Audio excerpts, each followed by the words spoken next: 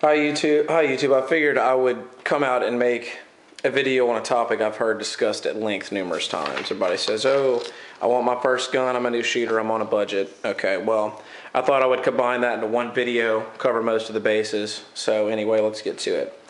So for your first gun, some of the things to consider. Number one, you get what you pay for. If you pay $150 for a high point, you can't come out and expect that to work as well as a $500 M&P, $700 Beretta, $500 Glock. It's not going to happen. And as many times as someone will say, "Oh, well, I have a high point and it's worked forever," blah blah blah, you don't see cops walking around carrying high points for a reason. They want a reliable gun that's going to work every time they pull the trigger. They're going to spend enough money and know that they get what they pay for. Also, another question you might want to ask is, how much is your safety worth? If you're defending your family, your loved ones in your home, and you want to stake that entire safety on a $150 high point, well, I mean, I hope you have no other options and you really have no other money you can save up, because that's not my greatest recommended option for that. But we'll get more to that a little bit later.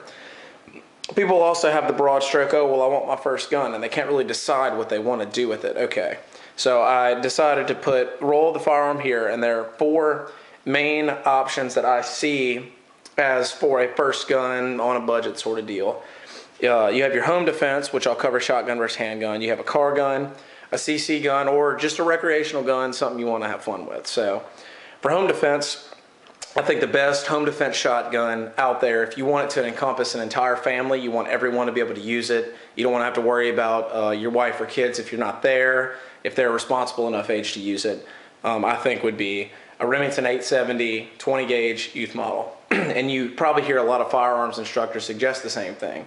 And the reason being, 20 gauge is a lower recoil than 12 gauge, and it still has enough power to cause enough damage to an attacker that will immediately put them out of the fight.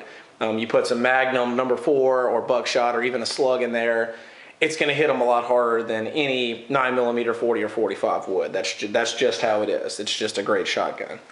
Then I also have shotgun pump versus semi. If you're going to get a semi-automatic shotgun, you may be able to find a shotgun on the used market like a Remington 1100 or Remington 1187 that is reasonably priced. But the chances of you finding something that's reasonably priced, a semi-automatic shotgun reasonably priced if you're on a budget, is pretty slim. And I would suggest sticking to the tried and true pump, which I think is better for home defense anyway.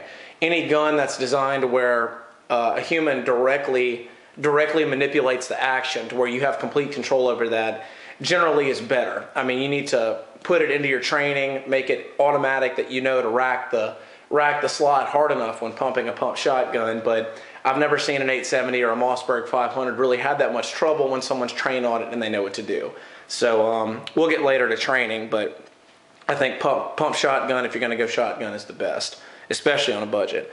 Handgun, I have semi versus revolver. This really just comes down to comfort. If you're more comfortable with a revolver because you just want to point and shoot and you don't want to have a magazine with one chambered and that bothers you, that's fine. Just make sure you get one that's reliable. Make sure you get one that has a proven track record, and go with that. You could stake your life on it.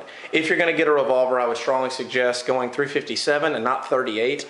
38 is a decent self-defense round, but unless it's a dedicated pocket CC gun, if it's for home defense, you're going to want something that's full-sized, has a long sight radius, and can pack a punch. That's where 357 comes in. And if you want your wife or kids to use it, or you just want to go visit the range, you could always buy the lesser expensive 38s and get some practice in just manipulating the controls and figuring out how it works. With a semi-auto, same sort of deal. It's about comfort and also about the track record of the firearm. If it has a good reputation, like Glock does, like Smith & Wesson does with their M&Ps, like Springfield does with their XDs, and you see officers out there on the front lines defending the law with those weapons, the chances are they're reliable, they're good, it's worth buying them. So then I also have car gun. Car gun is similar to home defense minus a shotgun. You can keep a shotgun in your car, but in all honesty, how are you going to manipulate it if, I don't know, if someone's up close and personal to you, maybe you can break the window or something, but just the compactness The compactness of a handgun, just to pop out and use, is much better. And for a car gun, I would say full size or a subcompact, or like me occasionally, well, not occasionally, actually, pretty much all the time. My main concealed carry gun, my car CM9, is pretty much in my car, I don't know, most of the time. So that is also an option there. So then CC gun, you're going to want to stick with something that's really slim. See my car CM9 single stack magazine. Very slim here, so it's going to be comfortable. And it also depends on your holster, because I've been carrying my Ruger SR9C in this white hat holster recently, and it's been super comfortable. But I'll get more to that later. I'll cover those directly. So then I have recreation. If you're going to buy a gun for fun, I think you should spend a little bit more than super duper budget. If you want something that's going to fill both roles, be fun to shoot, and be great on a budget, I'd probably stick to the main, maybe $300 to $400 price point, because I've never shot a high point, but I would guess they're probably not that fun to shoot. And I still just would not stake my life to a $150 piece of metal and plastic. I just wouldn't. Okay, so getting to the main aspect of your first purchase, you have got to be comfortable with it. And some people say comfort is slightly overrated. That might be true, but if you can't hit the broadside of a barn with it, how are you going to hit, a 5 or 6 foot person? I have this little thing here that I guess I sort of made up, but when you're comfortable with it, it'll lead to confidence. That'll up your accuracy, your motions with the firearm, your manipulations with it. That'll get your confidence way up, and that will lead to proficiency. When you're proficient with the weapon, it's automatic. You're going to know exactly what to do every time you pick up that weapon. If you have a handgun that has thumb safety, like for example this SR9C, I don't leave it on when I carry. But if someone did, you have to know when you grab it, sweep that safety, and when you put it back in, sweep it off, sweep that safety. Proficiency. When you become proficient with your firearm, you're just going to be better with it, and that's just how it is. So getting down to the main price points. By the way, you hear any noise in the background? I got some dogs walking around, so just a heads up. Anyway, price point. $100 to $200. I would strongly suggest a larger budget, as I say right here, but if you want to stake your life on a high point, I guess it's better than nothing. I mean, they're huge. You could beat somebody with it and probably work pretty well as a hammer. But you could get a high point if that's really what you want. I would probably suggest a larger budget. I have shotguns. I haven't really looked at the used market on shotguns, but I don't know if they would fit in this price range. That's why I just kind of have used market, because I don't know any specific shotguns that would be between $100, $200.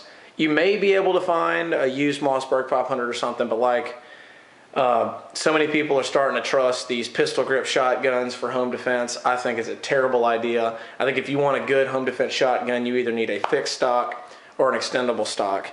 And in the used market, you might only find those pistol grip Mossberg shotguns in there. So I would go up a little bit maybe, or I think that I have the ideal range in here, but I'll get to that.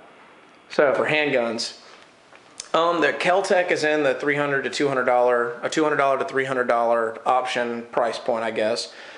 A lot of people have said, well, I have a Kel-Tec and it runs great. And then I've heard other people say, I have a Kel-Tec and it sucks, just straight up. So I'm not going to be a huge critic because I don't own one. I have a friend that had one that went back to Kel-Tec twice, and they did fix it and it does work now, but it did have to go back twice. Then again, I have it here. Good customer service.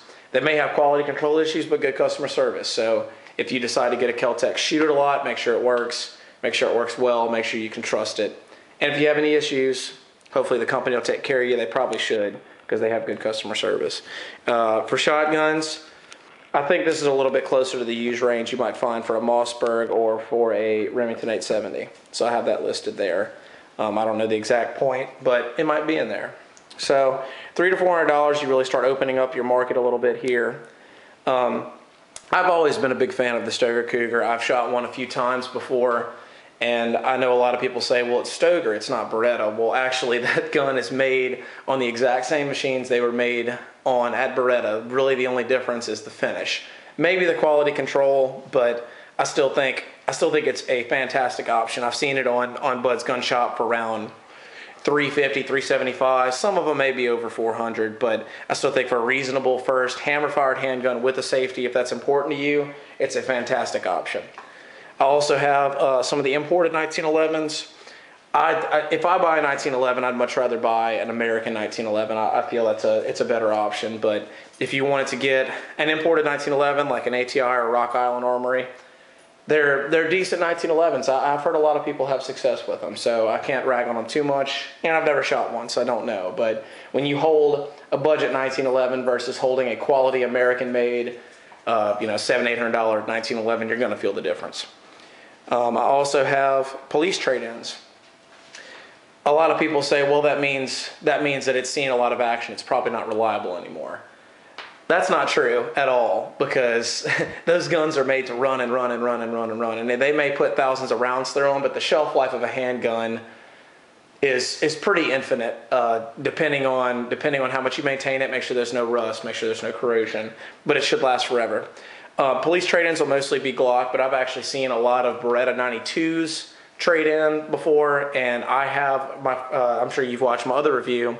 I have a Beretta 92 review on here, and it's one of my favorite guns. It was my first handgun when I was 21, and it's also a great option. Very reliable, very solid hunk of metal, great home defense option. I have the Car CW series. It's slightly larger than the CM9 that I have, which is a good bit smaller. Still a single stack gun, but it's a little bigger than this. You get a full size grip instead of having to have your mag extended down here, or the flat mag that it comes with where you don't have the pinky. But still a great option, and I love this gun too, man. You can see the wear on the barrel. I've shot, I don't know, this 4,000 or 5,000 times, something like that, and it runs like a top. So I would suggest that too. I have right here, used revolvers. Be wary of brand.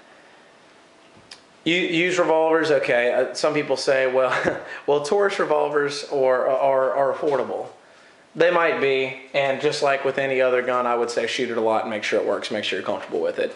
Because a lot of people rag on Taurus, and some people are happy about Taurus. It's the same thing with Kel-Tec. So just make sure you know what you're getting into, and know that you might possibly have issues down the road, or you may possibly need to send it back. Just know what you're getting into. Shotguns in this range really opens it up for you. Mossberg 500, Remington 870. Both are great options. I got my Remington 870 on buds for around $350. After all was said and done, transfer fee and everything, I think it was around $375.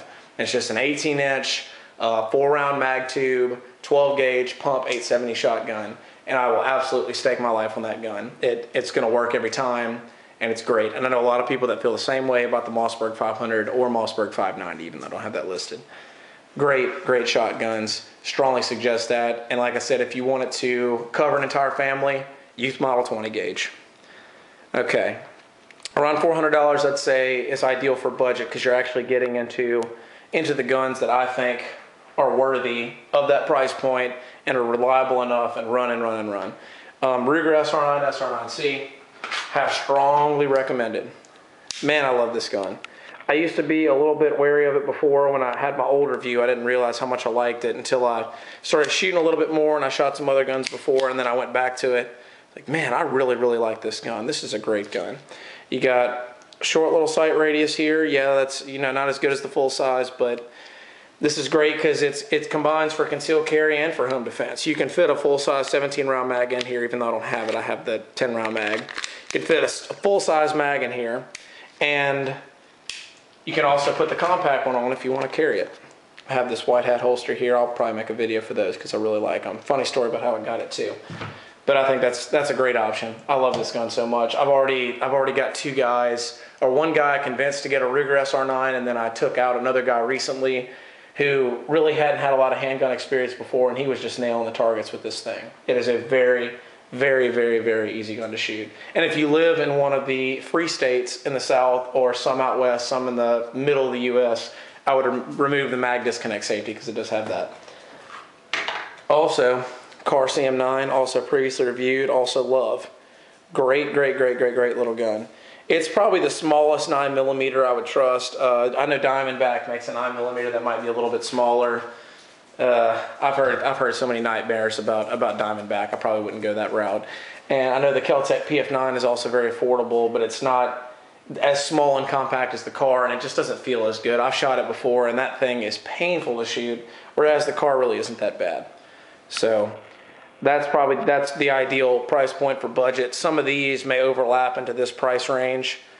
And it's just something to keep in mind. And I have at the bottom, most important for first timers. Range time and training, both of those. Very, very important that you make it automatic, that you are proficient. I went over proficiency earlier. Make sure you know the gun in and out. Make sure you know how to operate it in and out. Make sure you know what you're doing. It's very, very important. And the training also encompasses safety. If you're a first-time shooter, I would strongly suggest going to a safety course and getting a handgun course if you haven't been around them before. I grew up around hunting. I grew up around firearms. My dad's been doing it forever. So it wasn't very hard for me to get into it. And I knew gun safety, and I had taken the hunter's education safety course. So I knew about those things. But if you're a first-time buyer and you haven't done it before, I would strongly suggest taking a class, and I would definitely suggest you go to the range and practice on a regular basis, at least weekly. Well, not weekly, maybe monthly, but a lot. So these are the two of the main ones that I really like in this price range that are very good. I don't have my 870 in here, but I'm sure you've seen them before. You know what they look like. Strongly suggest both of these. They've been nothing but reliable for me. My 870's been great. So I think that's my whole take on a budget gun or a first gun. Those are the two that I would stick. That's the area that I would stick to right there. So this is Big Apple signing out. If you have any questions, just leave them in the comments.